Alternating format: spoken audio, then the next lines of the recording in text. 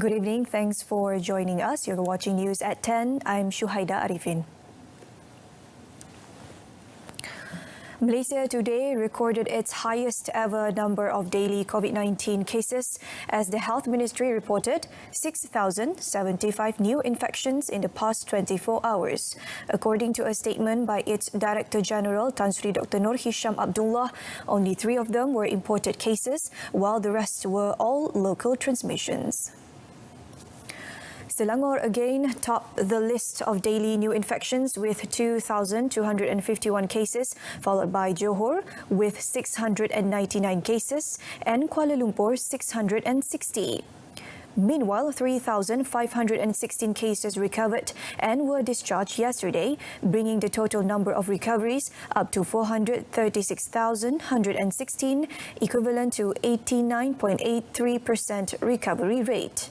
Following this development, the number of active cases in Malaysia currently stands at 47,340. From the number, 559 of them are currently being treated in intensive care units, with 303 requiring respiratory aid. The Health Ministry also reported 46 new COVID-19 fatalities in the last 24 hours, and the death toll in the country breached the 2,000 mark with 2,040 deaths.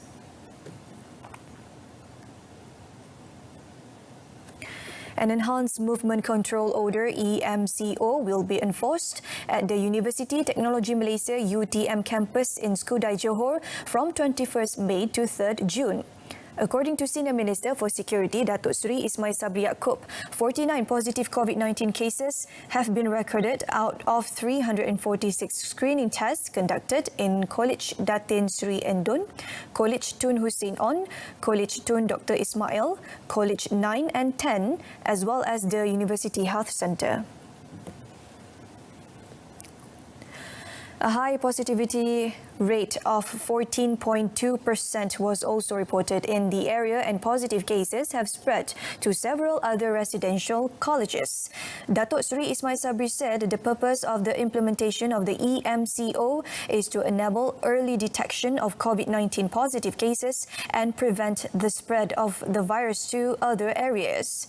Meanwhile, the EMCO in Kampung Pematang Tulang Mukim Sebatu Jasin Melaka, Kampung Lubuk Katak Tapah Perak and Sekolah Menengah Kebangsaan Madai Kunak Sabah will be lifted tomorrow after the remaining active cases in the localities showed a declining trend.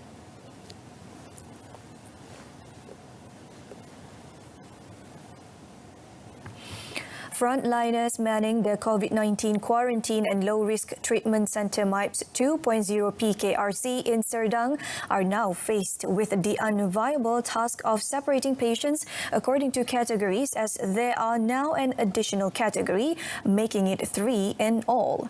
The centre's director, Dr. Shahabuddin Ibrahim, said it is vital to separate the patients as it would make the job of monitoring them easier.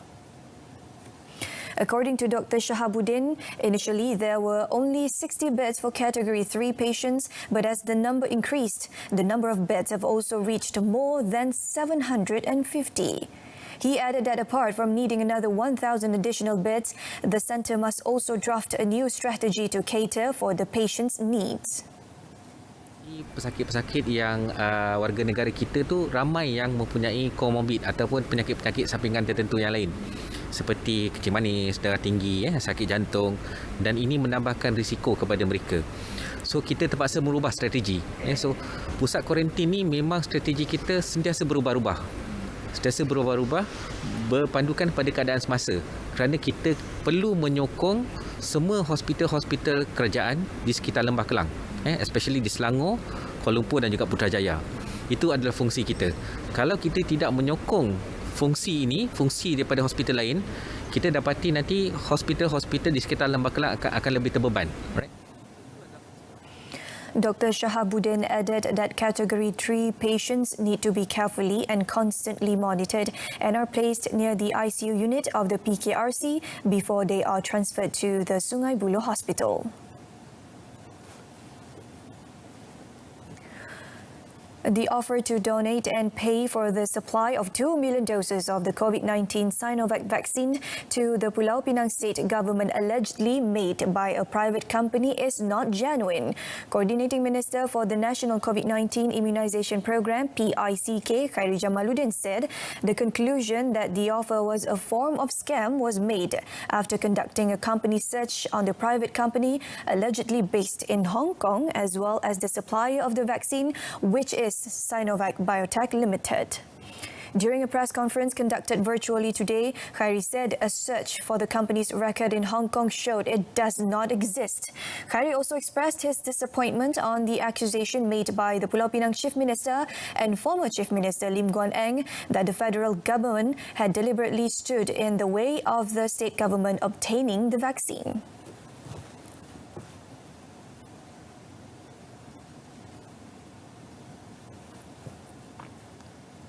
Senang kata, apa yang ditunjuk oleh Ketua Menteri Pulau Pinang semalam, kononnya ada sumbangan tawaran 2 juta dos, adalah satu perkara yang palsu. This is a scam. This is bogus. Ini adalah bogus. Ya, ini adalah tidak benar sama sekali. Kita cek dengan Sinovac, tiada apa-apa urusan. Kita cek dengan company records di Hong Kong, syarikat ini tidak wujud. Malah tidak ada sesiapa pun yang kenal Yong Chi Kiong, lorong lot 22, lorong Kenawai 5, Taman Sinar Baru, Jalan Damai, Kota Kinabalu, Sabah. Jadi macam mana Kerajaan Negeri Pulau Pinang boleh menggunakan skam ini untuk menuduhkan Kerajaan Persekutuan telah menghalang derma 2 juta dos vaksin untuk Pulau Pinang. Ya, saya nak tegaskan sekali lagi bahawa sekiranya ada mana-mana pihak yang ingin membantu Malaysia, kerajaan negeri dengan menyumbangkan bekalan dos vaksin, saya mengalu-alukan. Tetapi ia mestilah mengikut saluran yang ditetapkan.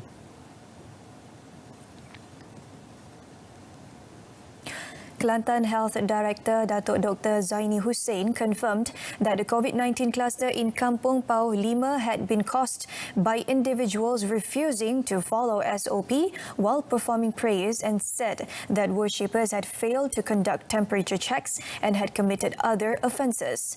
As of 19th May, 84 people from the village, including 2 5-month-old twin baby girls, were confirmed positive with COVID-19. Yang kita dapati bahawa mereka telah melaksanakan solat dan tidak mematuhi SOP yang telah ditetapkan. Dan juga pelawatan pegawai-pegawai kita di surau tersebut, kita dapati juga mereka tidak menyediakan SOP yang sepatutnya lah, seperti pengimbas suhu, buku daftar dan sebagainya lah. It was understood that Kelantan religious authorities had allowed prayers to be performed in mosques and suraus in 7 districts in the state, which included Kota Baru, Bachok, Pasir Putih, Pasir Mas, Machang, Tanah Merah and Tumpat during the month of Ramadan.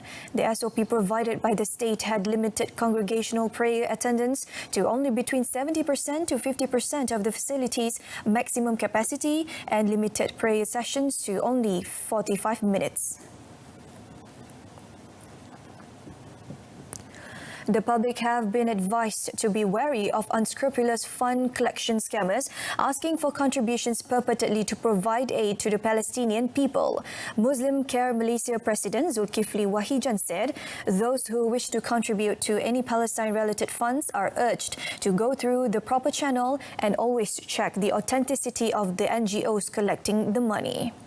Zulkifli said most of them used the social media platform such as WhatsApp to gain sympathies. He advised the public to get verification from the relevant authorities before deciding to make any contributions. Muslim Care had also been involved in conducting campaigns to collect funds to aid the Palestinian people and is targeting a collection of 5 million ringgit. The effort, he added, was to help the people of Palestine who have to bear the brunt of Israel's inhuman acts against their country.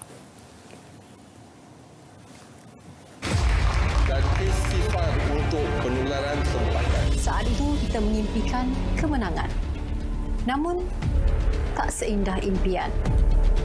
Ternyata bukan senang nak menang kalau SOP diperkotak-katikkan.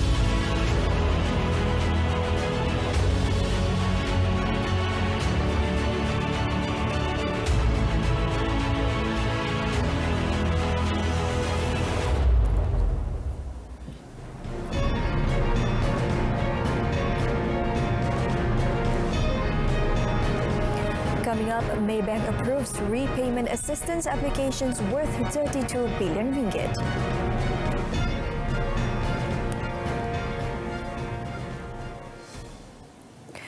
An unemployed man was charged in the Seri Manjung Magistrates Court today with causing injuries to a Rela member at a Setiawan market last Saturday. Yap Sen Singh, 52, however, pleaded not guilty when the charge was read out to him before Magistrate A. Hafiz Abu Bakar. The father of two was accused of voluntarily causing hurt to Hong Koh Hua, 46, while he was on duty as a Rela volunteer at Looking Good Market at 6:40 a.m. in Kampung Koh, Setiawan. The charge under Section 332 of the Penal Code provides an imprisonment for a term of 3 years or fine or both if convicted. The court allowed the accused bail of 4,000 ringgit with one surety and fixed 21st June for the submission of documents and remention of case.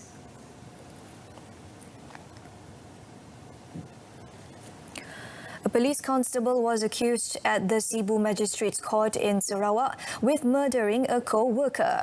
Constable Muhammad Nur Alif Mazlan, 28, was alleged to have killed Constable Nur Halim Tumiran, aged 24, in a home sometime between 5:44 a.m. and 6:30 p.m. on 6 May. However, no plea was recorded from the accused after the charges were read out before Magistrate Siti Hazwan Hanim Ramli, who later set 6th July for remention of the case. Two other constables, aged 21 and 23 years old, who were also arrested and interrogated, were released by the court and will serve as witnesses to the prosecution. In the incident on 6 May, Constable Nur Halim from Temerloh Pahang was found on the sofa at the house of the accused with a bullet wound on his head. The victim was said to have gone to the house to play computer games while waiting for the breaking of fast before the incident occurred.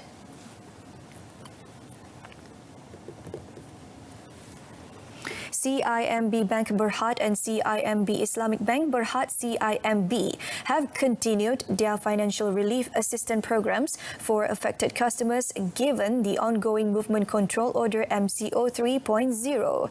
The bank said the assistance includes the expanded targeted payment assistance program for B40 individuals and micro enterprises and the ongoing reconstructuring and rescheduling of loans and financing for M40 individuals and other affected customers. CIMB said it recognizes that its customers continue to face financial difficulties in this challenging environment and stands ready to assist.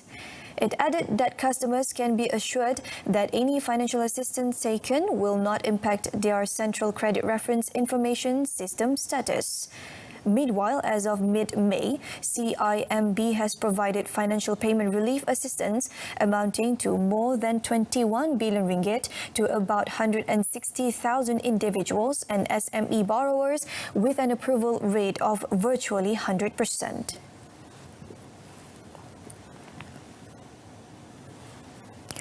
Malayan banking Berhad Maybank has processed more than 200,000 repayment assistance applications and approved all eligible applications processed amounting to 32 billion ringgit as at early May 2021. As of the approved applicants, about 37% had been granted a further deferment in the repayment of their loans and financing, the country's largest lender by assets said. The bank, which is still making available various financing solutions to businesses and individuals, reiterated its commitment to continue to make available repayment assistance to support individual and small and medium enterprise SME customers whose livelihoods had been impacted by the COVID-19 pandemic. It said customers who required financial assistance could still contact the bank to discuss and work out the most suitable package to address their financial difficulties, while applications could be easily submitted through various channels, including online, for enhanced convenience. Maybank said for the convenience of customers, applications for assistance were made easily available via 4 channels, including online, via Maybank 2U or Maybank 2U Biz, and via email.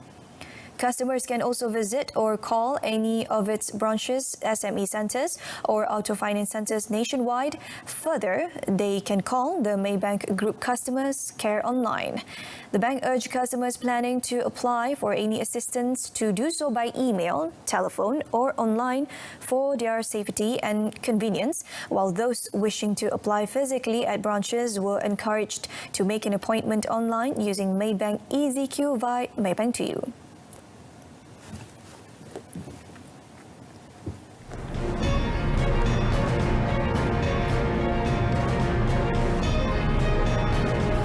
Foreign segment, Israel regime seals Gazan border gates, cuts off international convoy.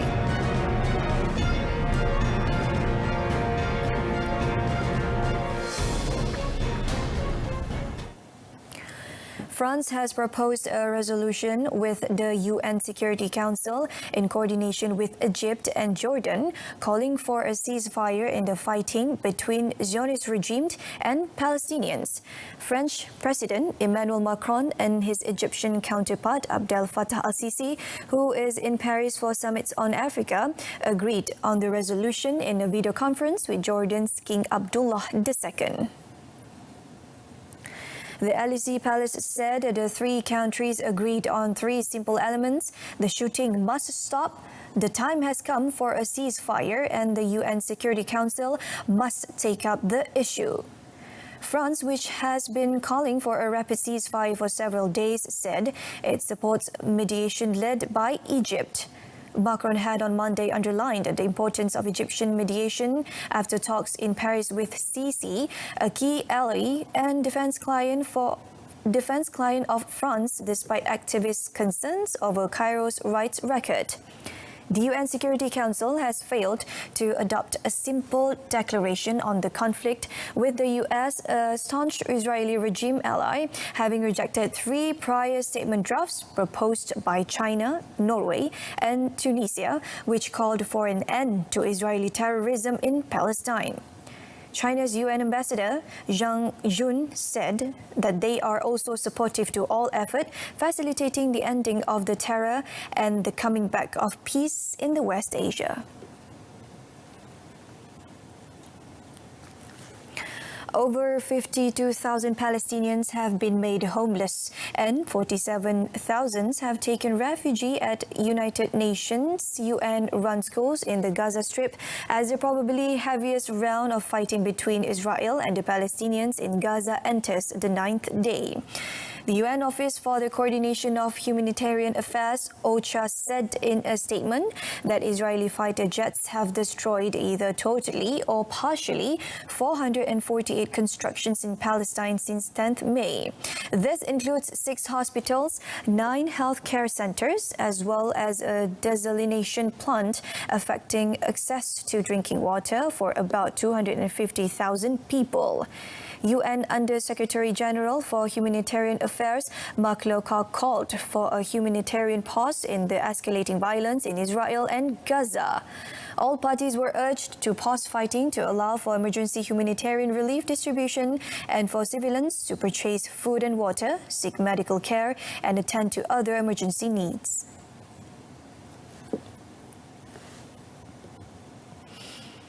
The Israel regime has closed Gazan border gates, blocking an international relief convoy from entering through the Karim Abu Salim path. Israel gave the excuse that the move was done due to ongoing mortar attacks around the area. The move directly conflicted with the announcement to open borders in order to allow aid by COGAT, a military unit that coordinates the public affairs of Palestinians. According to the West Asian media advisor at the Norwegian Refugee Council, this blockade could prove to be highly detrimental to humanitarian relief efforts for those affected in Gaza. It is of paramount importance that the border gates are opened and remain open, in addition to Israel giving assurance that aid sent will safely arrive at their destinations. Furthermore, continuous pressure mounts for a ceasefire in order to allow help to be channeled to the needy, as well as an assessment to determine the needs of affected Palestinians. That concludes this evening's news at 10 in our top story. Join us again at 12:30 tomorrow afternoon. I'm Shuhaida Arifin. Stay tuned to saluran Berita RTM and have a pleasant evening.